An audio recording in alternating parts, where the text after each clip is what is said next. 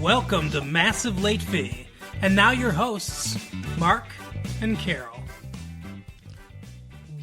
Well, hello everyone. Welcome back to Massive Late Fee. My name is Mark. With me as always is my fiance Carol. How you doing today, Carol? Hey, what's up? Not much. It's been a good week here. It is June 20th, 1998.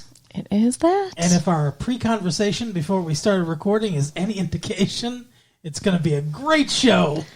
Oh, where geez. I make fun of Carol a lot. Don't be mean. For being tired and confused. I'm not confused. Okay. I mean, I might occasionally be a little foggy. No, it's never happened. But I'm not confused. That's what we're calling it now, huh? Mm-hmm. Just call her London. Jeez. Foggy as hell. But speaking of countries that aren't here, bands broke out new material for Tibet concert. Are you familiar with the Tibet Freedom Concert? No. Oh, well, yeah, it was a big concert put on by bands to free Tibet, you know? Okay. Someone said free Tibet once, and I was like, I'll take it. Anyway, last week's Tibetan Freedom Concert was more than a chance to catch a bunch of important bands doing their stuff. It was a chance to catch a bunch of important bands doing their new stuff. Awesome. It was a weekend of firsts to the two-day festival at RFK Stadium featured some of the biggest acts in modern rock, and several used the opportunity to debut new members and fresh material. Here's what concertgoers saw and heard and what other fans can expect. So the Beastie Boys. Oh my gosh, wow. The Beastie Boys are going to be at the Palace, by the way, on August 18th. We should go. Hello Nasty, their new album. They look like my dad, noted one snide concertgoer. Yeah, so the Beastie Boys are a little older now. MCA, a.k.a. Adam Yonch, has gray hair. And fans have waited 4 excruciatingly long years for this album. But from all appearances, the sounds were as fresh as ever. With skilled mixmaster Mike now managing the turntables, the Beasties look to be headed back to the thickly textured arrangements that defined them early. So anyway, there's the lead single for that they debuted was Intergalactic. Okay. And yeah, so I don't know. So in 4 years since they released their last stuff, they aged to the point that they now look like somebody's dad and have gray hair. Yes. The fuck have they been doing for 4 years? Brass Monkey, I believe. It's a deep cut, everyone. Pearl Jam, who will be at the Palace August 23rd. I love Pearl Jam. Former Soundgarden drummer Matt Cameron now backs the Seattle Rockers, taking the set of Jack Irons, whose ongoing battle with manic depression forced him to sit out this tour. Aw. Yeah, sad. So they debuted a new person. REM. Also, love. This sounds awesome. Their new... Well, we missed it. Their new... We could have gone to RFK Stadium, I suppose, but it's in Washington, D.C. Their new album's coming out in October. Mike Stipe. He said, yeah, it went pretty well. Pretty well, he said. Let's see. What did they play? I don't know. What did they play?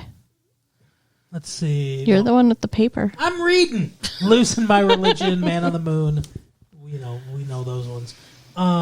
Airport Man, Suspicion, Sad Professor.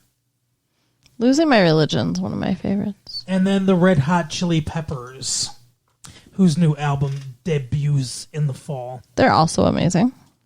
Yeah, they're fine. You're inspiring me to want to do a mixtape with all this music. Are you? Mm-hmm. Blood, Sugar, Sex, Magic. New album. I Could Have Lied. They played. And others. But yeah, that's what we got going on for the Tibetan concert. So if anybody out there checked out the Tibetan concert, late fee 1994 at AOL.com. And we're jealous. Tell us what you thought of the new stuff. Speaking of new stuff, though, This I did mostly for you because I know you're excited about this. Okay. Campus. This is business news, so this has nothing to do with what we usually talk about. It's also local news. Campus Martius plans are underway. Okay. So, as part of the new downtown revitalization program, the restoration program, they're planning an area called Campus Martius. It should have patios, atriums, all outside office buildings and shops. Nice. In downtown Detroit. It would be nice to have a cute place downtown to hang out. I mean, right now the nicest place to hang out downtown is definitely not cute. Cass Corridor. Yeah, that's. I just thought you'd like that, because you're big on hanging out in Detroit and stuff like that. So plans underway. And then last week we talked about the AFI, which I believe stands for Aliens Figure Intuition. I don't know. Sure. No, it's the American Film Institute. They released their controversial, apparently, top 100 movies of all time list. So I thought we would spend the rest of the time going over the top 100 movies of all time. One by one. So we went to the theater and saw a shitty movie. And I'm not even going to talk about it. I'm not even going to talk about it.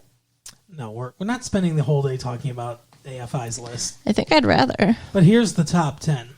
Citizen Kane, which, I pointed out before, is a good one. We have to see that. Yes, I agree. We should do that. Number 2, Casablanca. That's a very good movie. Classic. Not romantic comedy, but... No, it's definitely not a comedy. It's a romantic drama, I guess. Right. The Godfather. Which is also good. That's a good movie. Gone with the Wind. Amazing, yeah. Lawrence of Arabia. Never saw it. Lawrence of Arabia. I feel like an old person made this list. The Wizard of Oz. Also really good. Comes in at number 6. The Graduate. I mentioned that one. Mm-hmm. The Graduate, 1967's own. Haven't seen that either. On the Waterfront. Haven't seen that either. It's Marlon Brando. Schindler's List. Okay, finally a more modern movie.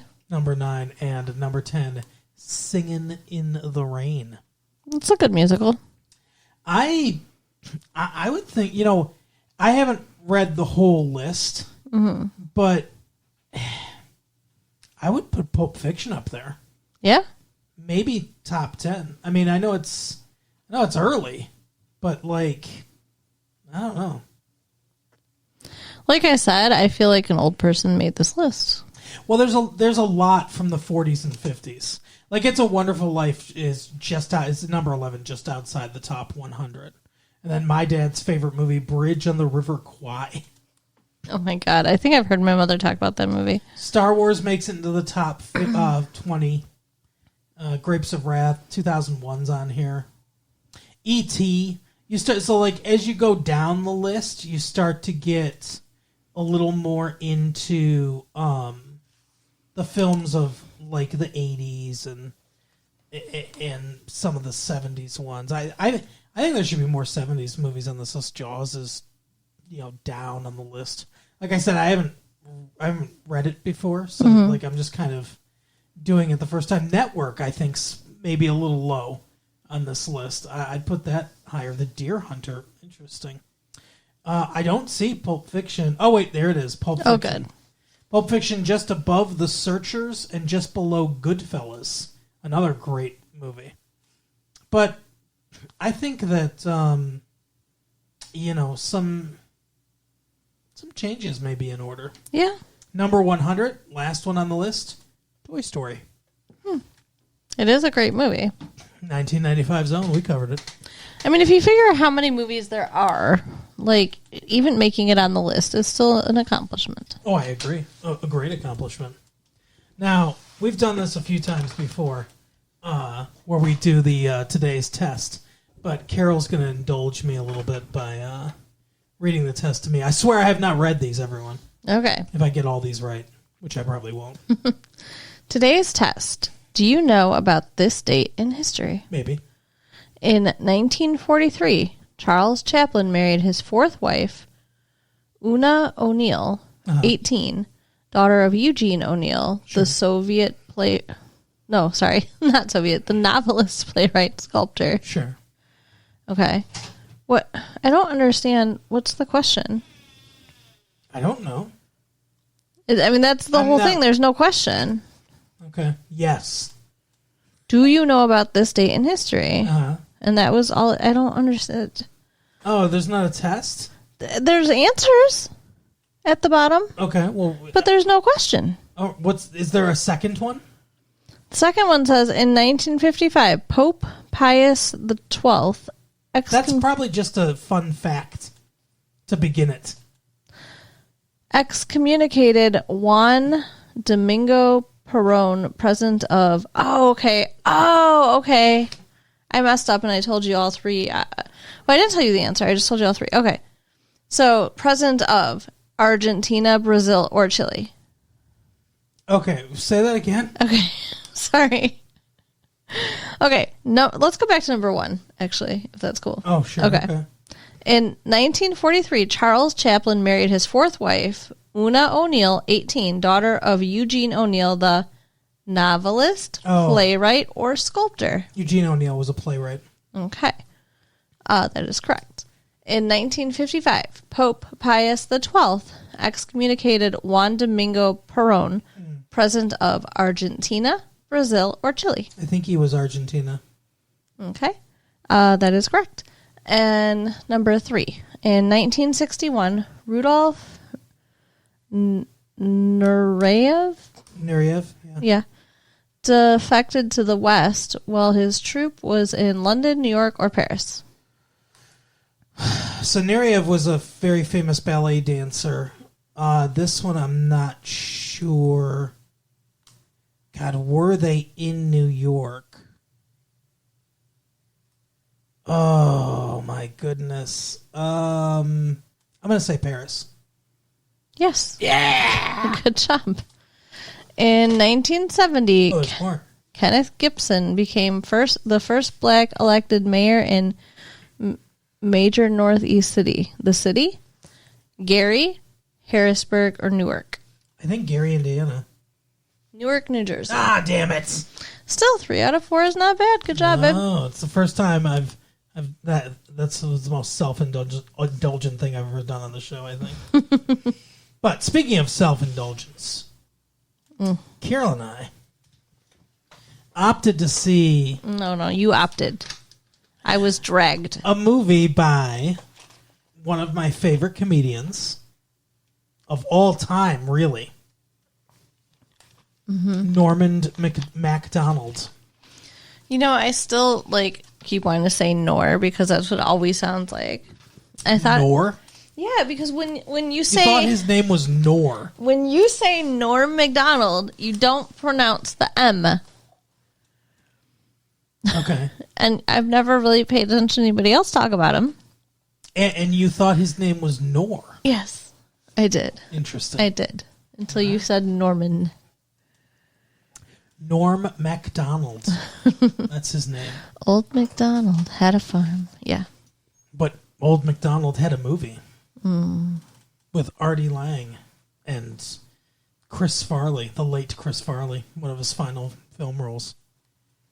See, and I'll have to try not to speak ill of the dead. And I don't see what you could speak ill about Chris Farley's role in this, but you didn't like how his nose was bitten off by a Saigon whore. No, I didn't.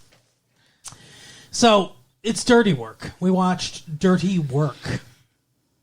We did. It was the stupidest fucking movie. Come on. No, I mean, the whole thing's dumb.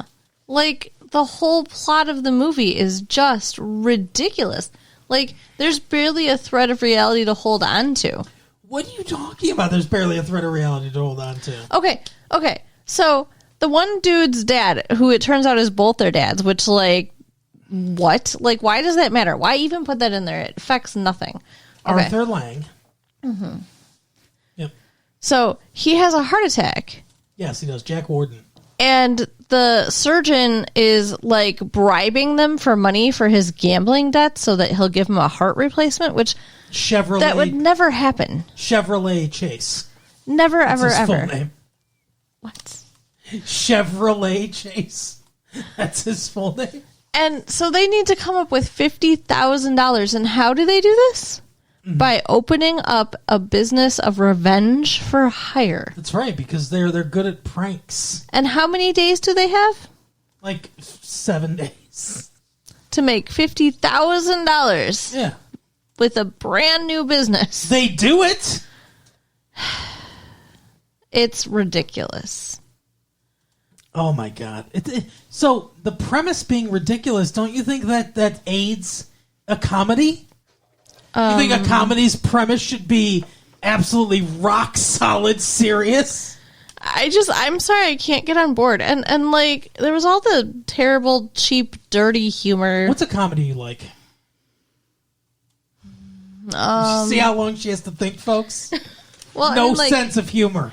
romantic comedies? No. Oh, well, there aren't any. Straight comedy. I don't think A there's straight- any.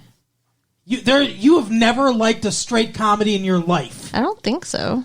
Oh my god! I mean, what's wrong with you? Even like I was gonna say Roxanne, but that's a romantic comedy too. Like Wow. with Steve Martin. 1987's Roxanne. It's funny. That's a fine movie. Doc Hollywood, also romantic comedy. Like I can't think of a comedy that I've enjoyed that didn't have romance. Beverly Hills Cop. Okay. Yes. Thank you. I mean, there is the romance between Billy Rosewood and Axel Foley. but right. Thank you for saving me there. I think that might be the only one, though. Maybe. Did you mention Romancing the Stone? No, but I do love that movie. That's a romantic comedy, too, though, kind of. An adventure romantic comedy. It's fun. What about Indiana Jones and the Last Crusade? That's not a comedy. It's funny, though. There's fun Sure, parts. there are funny parts, but it's not a comedy. It's an action movie. How long can we go on just naming movies that you like better? Oh, I hope for a long time. I think that the premise is fine. Okay. The premise of a comedy should be ridiculous. Sure. Now, you can argue about the execution if you want. Okay. You know, Robert Saget directed this movie. Yeah, the dad from Full House. That's right. Yeah. And yeah. And the what? I don't know. I hear he's got a dirty mouth now. I definitely believe it. Yeah. He's reinvented himself as like a shock comedian. He was also the host of America, America, this is you. Yeah. Funniest home videos, yes. I don't think he does it anymore, but I don't know. I haven't watched that show in a while. no, I think it's canceled. Anyway, so, Carol, Yes. tell us some stuff. Your face. I already told you some stuff, okay? It's a fucking stupid movie. Okay. So, yeah, one of the No, characters... I'll- You wanted me to talk? Yeah, go ahead. One of the characters, as Mark referenced, Yeah. had his nose bitten off by a Saigon prostitute. Yeah. So that's Chris Farley. Christopher Farley. It looks ridiculous. It's not a good prosthetic. No, not at all. It's not even really a prosthetic.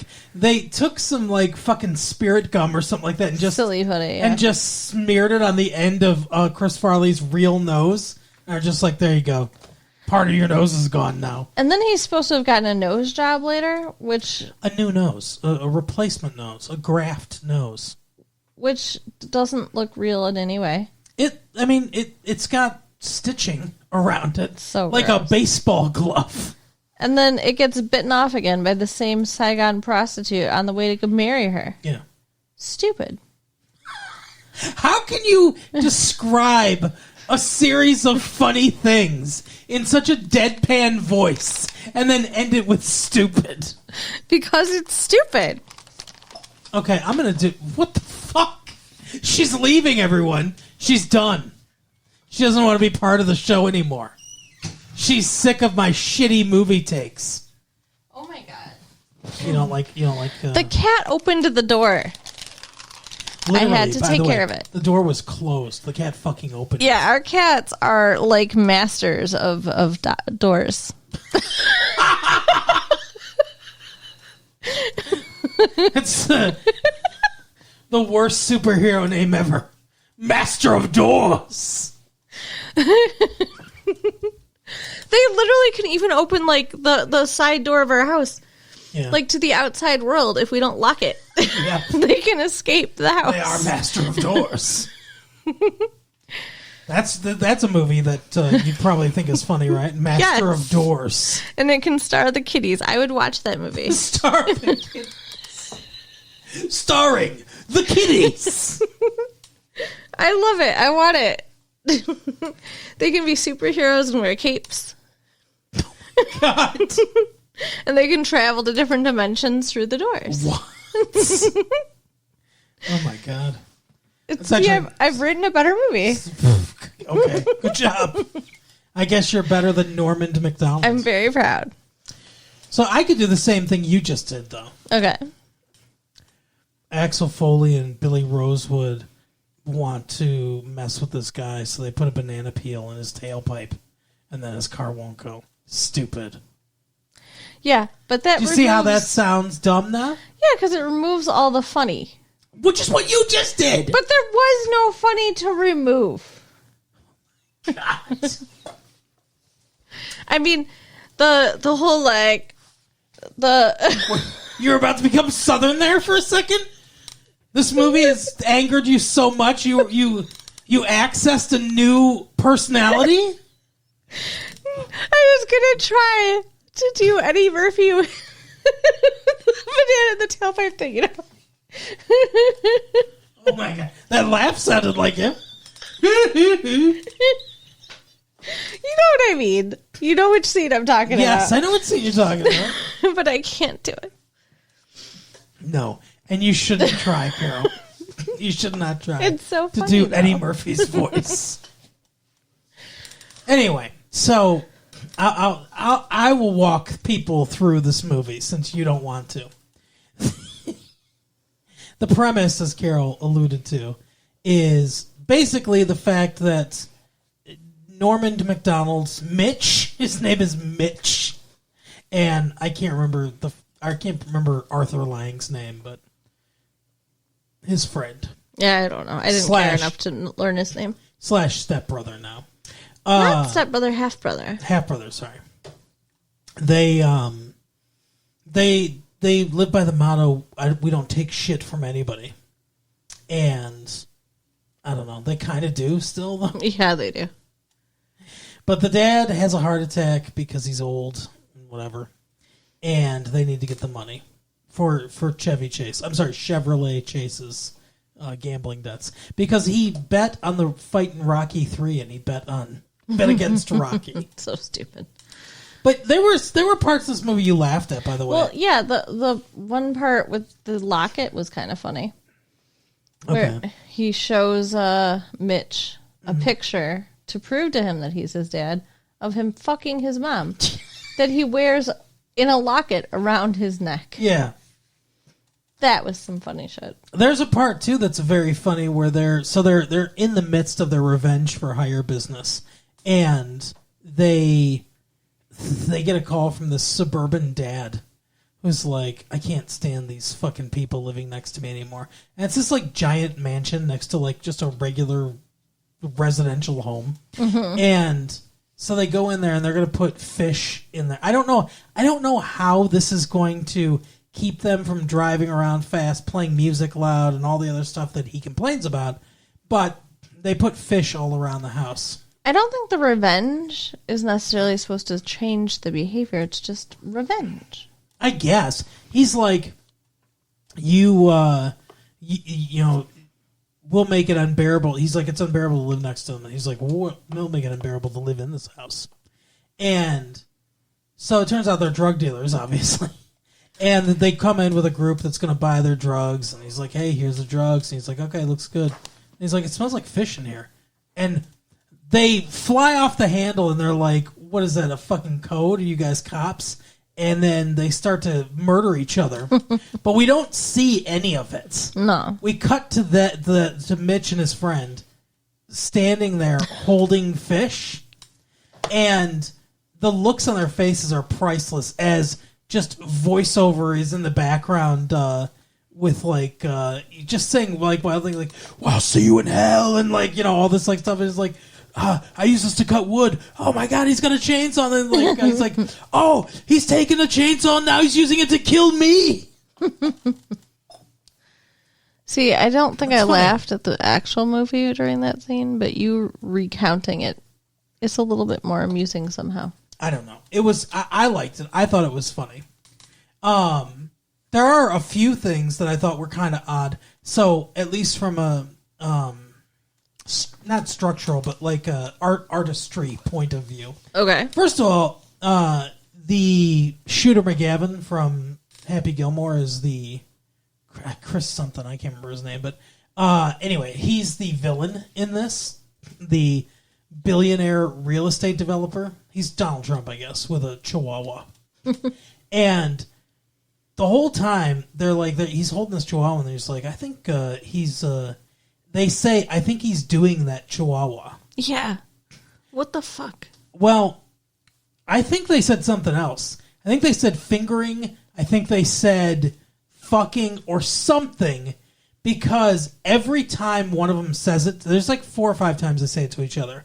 Every time one of them says it to each other, it is the most obvious ADR like I've ever seen in my life, where they replace whatever they originally said with doing that dog. And it's both of them. Every time it's said, it's clearly it was supposed to be something else, and they re-recorded it, I guess, to get past censors or whatever. Who knows? But yeah, it was not good. It was not good ADR. It's not a good joke either, because It's not a good. You're right. It's not. It wasn't worth the bad. If it was hard to do the ADR, it wasn't worth it. You could have just cut those lines. yeah, I mean, he was carrying the dog around the whole time, but that's really it. There was no. It wasn't funny. Like, Yeah. it's not that good of a joke. Yeah. Also, I thought was kind of interesting is his whole, which he takes. Like, so Norm Macdonald did Weekend Update on Saturday Night Live, and he used to do this thing where he would do the note to self, like he'd put note to self, whatever, and he brings that into this movie, and it actually kind of affects the plot of this movie. I thought that, like, the first time I saw that, I was like, it's kind of like when you see like a stand-up comedian. How many times did you go to the theater and see this movie? What are you talking about? You said the first time I saw this movie, I thought. No, I said the first time I saw it.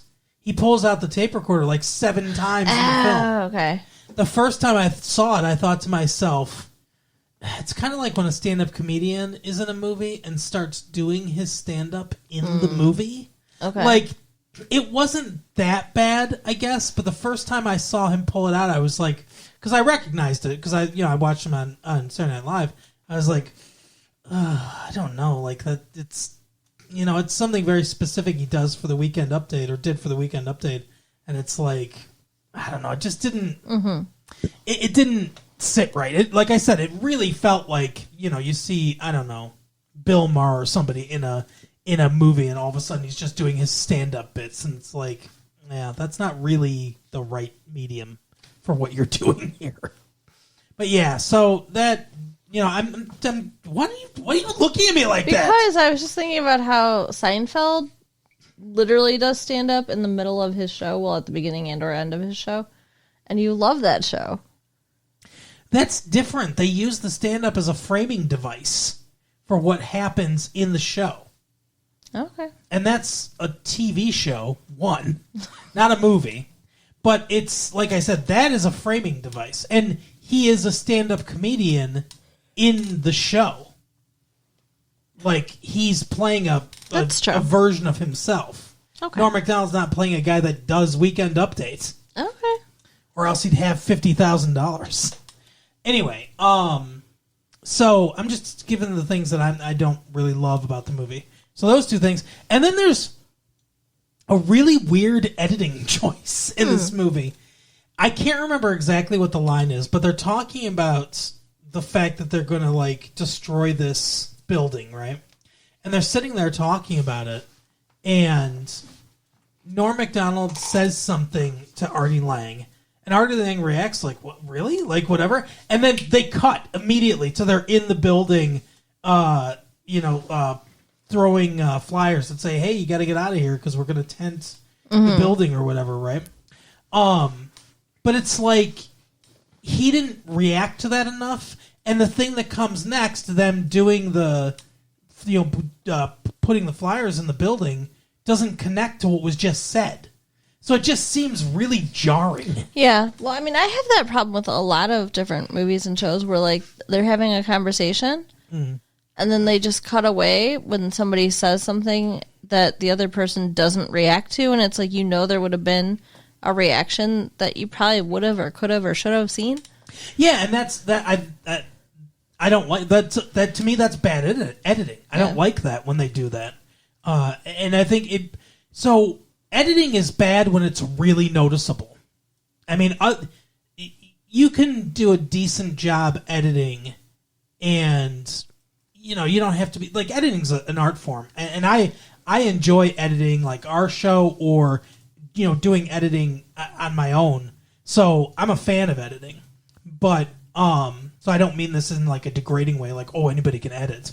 But you can do a decent job of editing and not be a great editor, and no one really notices your edits unless someone is a student of editing or a student of film. But when it's really noticeable like that to anybody, to me, that's a really bad job editing. Because the whole point is to bridge what just happened with the next scene. We need a bridge from that scene to the scene where they're passing out the flyers, and there's no real bridge there. Right. He's talking about something kind of unrelated, and then Artie Lang does react, but it's very quick, and then all of a sudden we're in the thing. It's not like, well, we got to go now, or like, you need even just a little thing to bridge those two scenes, but otherwise it just seems super abrupt. Also, what they're doing after that is tenting a building just to destroy it? Yes, to get everybody out. But why tent it? And so they're not like messed with or anything, All right, I guess I understand. I love how you gave up. But those would be my criticisms of the movie. But other than that, I thought it was hilarious. There are a lot of great lines in this movie. Yeah, you spent a lot of time laughing. I'm glad you enjoyed it. Wow. It's just not my cup of tea, and I bet you a lot of ladies out there wouldn't like this movie. Hey, ladies. Speaking of the Beastie Boys, hey, ladies in the place, I'm calling out to you. There never was a city kid, true or blue. There's more to me than you'll ever know, and I got more hits than Sarah Arrow. Anyway, yeah, I would recommend it, but you have to actually have a functioning humor center through your brain to appreciate the movie. Hey, I just laughed, right? Yeah. Right? You heard it. Because you were funny. The movie, not so much. Wow. So it's good. Like with any comedy, it's gonna be one of those things where it's like, I thought it was funny, Carol thought it was not funny, and there's really no way to criticize it other than for Carol to be like, it just wasn't funny to her. But no, I can criticize it because it was disgusting. I've seen a lot more disgusting movies. Sure. I don't like gross out humor either, like you don't. I don't think it's funny. I don't think it's particularly clever, and I just don't like it. Oh, and there was the rape scene? Oh. Like, what the fuck? Now, we need to preface that. There's not just, like, we're not just going along with a regular comedy, just like, and then there's a brutal rape scene in the middle, and then it's a comedy again, with no explanation.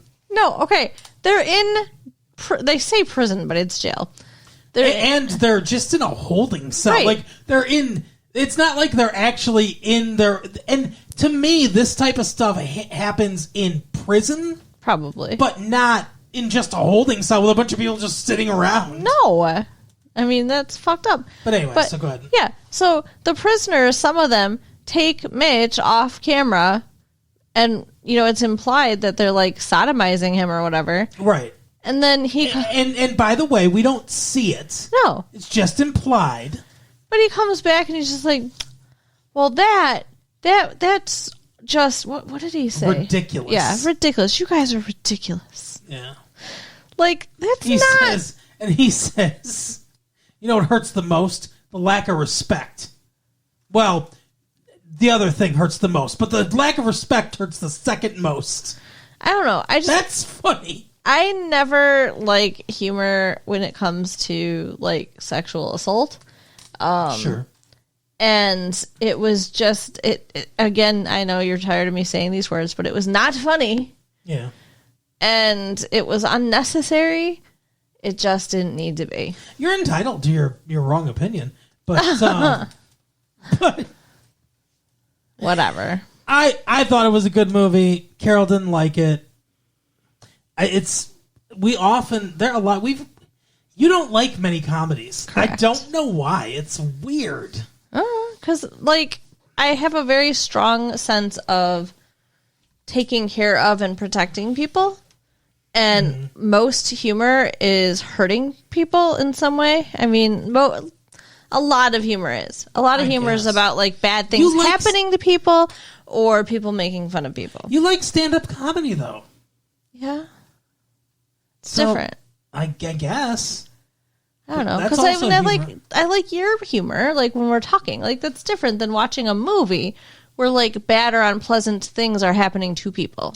I understand that, but there's got to be comedies where, like, bad and unpleasant things aren't happening to people, where it's just a humorous situation. Okay, I you can't find think, that. I can't think of one off the top of my head. Right? You ever like somebody's like, hey, think of a movie, and it's like, oh, I can't think of any movies. I can't think of any movies that have that right now, but I mean, like, that aren't romantic comedies. even like Beverly Hills Cop, like, what I like about it Ghostbusters is not the humor. It's, like, more like the action adventure aspect of it. Yeah, Ghostbusters is kind of funny too. Yeah. Ghostbusters is a comedy, 100%. And it's funny, yes, you're right. But nobody's really getting hurt. It's like that's supernatural shit. That's what I'm talking about. I'm talking about, like, I think that would be a movie where there's humor, but it's not at anybody's expense. I mean, except for the Walter Peck from the EPA. He does call him Dickless. He's like, they're talking about Dan Aykroyd. I think this is an ad lib too. Dan Aykroyd calls him like a dickless wonder or something like that, or whatever, and like he's railing against him. And the mayor goes, "Is that true?" to the EPA guy. And Bill Murray says, "It's true. This man has no dick." That was funny. Okay, well, but that was just really fucking good humor, you know. That's what I'm saying. This movie didn't have any of that. Nah, whatever. I can't fight with you anymore on it. That is the episode for the week, Carol. It is. So, I don't know. So Tell people where to go to be funnier. you can write us at latefee1994@AOL.com. Yep. Check out our website at www.retrolatefee.com and share the tapes with your friends. Oh, we'll see you next time. Bye. Bye.